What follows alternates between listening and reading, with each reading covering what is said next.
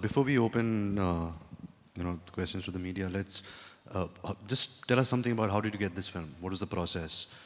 Did Adi call you? Did Habib notice you somewhere? Is it because you come from a family when that's why you got this opportunity? How did it all happen for you? So for me, I was assisting on Ae Dil Hai Mushkil for a year. And after that, I was a bit lost. I didn't really know how to go about everything. I really wanted to act. That was my passion. That was my dream. I thought I'll take a year off and train myself. I'll dance. I'll do acting classes. I'll try and get a little fit. And at that point, I spoke to Shanu Sharma, who's the casting director of YRF. And she told me that, are you ready to give it your all? Because acting takes a lot of hard work and a lot of mehnat. So, are you ready to give it your all in audition? And I said, yes, of course, I would. This is my dream. This is what I want to do. So she said, okay, fine. We did about 3 months of auditioning with her.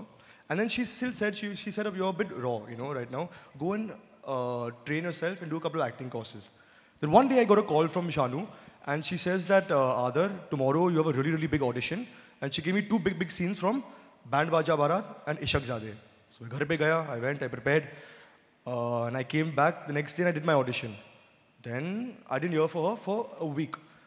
That's why I started feeling really anxious and nervous. Ki, yaar, kya ho raha hai? Am I going to do something or not? Then I got a call from her one day saying that, listen, Adar, I've been trying to call you. Where are you? So she said, go to the 4th floor of YRF. And I was in Warsaw in an acting course which she put me into. And my heart was beating, yaar. I didn't know what the 4th floor was. I'd heard of the 4th floor and Coffee with Karan. So I was very nervous. So I drove, I went to the 4th floor. That's when I met Adi sir. And he told me that this is film. And you're going to have to audition for it. We've liked your initial auditions. And Mr. Habib Faisal is making a film. And if he likes you through the auditioning process, you will get this film. So there were 3 or 4 weeks of rigorous auditioning processes that I went down with her, with Ms. Habib Faisal, and that's how I got the film. And nobody in your family has ever done movies or been associated with cinema in any way, right? No. So what was that like? What was their reaction to this, to hearing this? Were they prepared for it? Did they know you're going to be auditioning for this film? So my mother and of course my father, everybody knew I'd been auditioning because I'd been auditioning for about 2.5 months before I got the film.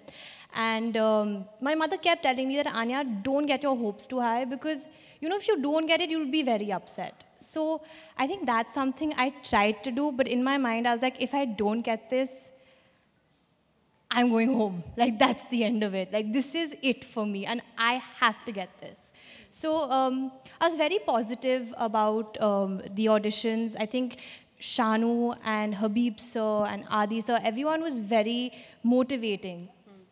So it was quite okay. But then you auditioned a lot. Did you face, because that's a process, no? Because you'll go to a lot of movie auditions and sometimes they tell you, you've been shortlisted, and you're like... So many times, you're like, it's down to 2 girls. Yeah. It's you and another girl, and somehow it's the other girl who's getting it. So that happened with me a lot. In fact, they would call me and be like, you've been shortlisted, and it's between you and one more girl. And I'd be like, okay, please God, give this to me, please, please.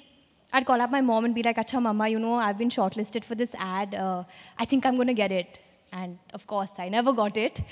I never got it. So when this happened, I think my mother and my entire family was actually really, really proud because they were very apprehensive. I'm the only child and I'm a girl. And since we're outsiders, there's this perspective that this is a big, bad world. And, if you don't have somebody to support you, you're going to get lost or nothing's going to happen or you're going to go down the wrong way. So my mother was very, very apprehensive. It took me a year to convince my mother and my family that to please let me come to Bombay because it was my dream. And I kept telling my mother, if you don't let me go and if you don't let me do this, I will always blame you and I will always regret it for the rest of my life. Because I'd rather go, get rejected, but I know that I gave it a shot, rather than, acha, I could have gone, but then mama didn't allow me to go. So, yeah. I know what you're saying, because I felt that too. And this whole thing of, this is a difficult place to be in, and it's very hard if you're from outside, and you'll go down the wrong road. That's a very common perception that people had. A lot of my family members also used to say that to my parents. But tell me something, because you are not from the industry, and you know this is the perception that is built up about it, how do you continue dreaming to be this, to become an actor? You know what I'm saying? There's a natural restraint that is somehow is unsaid, but it's there, right? That it's difficult, it's hard. But so how do you continue feeling motivated and focused to work towards this place? So when I came to Bombay, my mother had made it very clear that I'm giving you 1 year, Anya. And if within that year you don't get something, you're coming right back, and I'm sending you to pursue your master's. Because my mother was very keen that I studied. So when I came to Bombay, I had the pressure of not only a timeline, but also like, will I get anything? Then as time passed, months went, and I went for auditions, and I didn't get anything. There were a lot of times when I questioned myself, and I was like, was this the right choice? I gave up everything, and I came to Bombay not knowing anybody, not only from the industry, but even outside. I had like 2 friends in Bombay.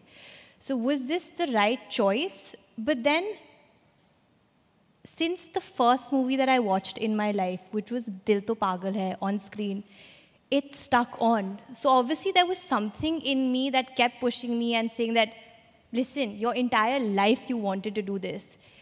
Just give it a shot and just